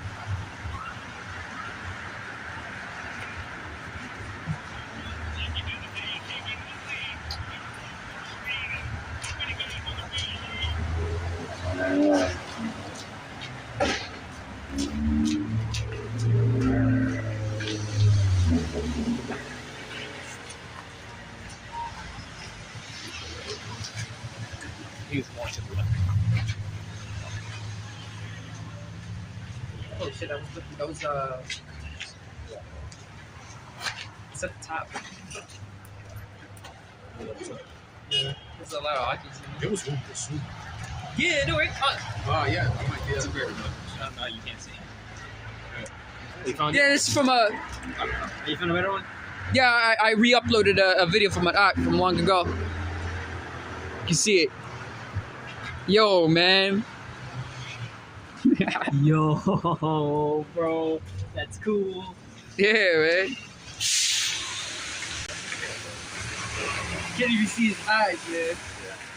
Yo, let me That's see. cool. Let me see. Let me see. That is cool. This was 7 years ago. Yeah, 7 years ago. 7 years ago. What year was that? Yeah. Oh yeah. You see the score? 2019. 2019. Shit. You see the score? It's just about to hit 7. 777. Oh yeah, you're right. It just hit. It just hit 7 on the score. Oh, you did? Shit. It's 7 p.m. too. Yeah, I should have came over. It's all spiritual. Yeah. 7 in 7 minutes. I don't remember. Yo. Either way, it's still it's the signs. You know? You got more? Nah, I'm done with it. All right. I'm gonna continue. I'm gonna finish on Matthew 24:30, and then shall appear as the sign of the Son of Man in heaven, and then shall all the tribes of the earth mourn, and they shall see the Son of Man coming in the clouds of heaven with power and great glory. That also pursuant to Revelation chapter 1 verse 7. Yeah, you know, I You was know? talking about mourning too. You know, But because it says we're gonna rejoice in heart, but they're gonna be sorrow in heart. that comes in many different ways. This mourning also with coming with destruction too. Like, man, you can, You know? cry with tears of joy. You know? But And yo, all the tribes of the earth, if you want to get technical, it's not specifically talking about just a tribe. That's actually talking in detail, but it's talking about all these nations. They're all going to see it. All of it. Tribes is just getting into the details, which means like all eyes, you know, all eyes will see it. So if you do something.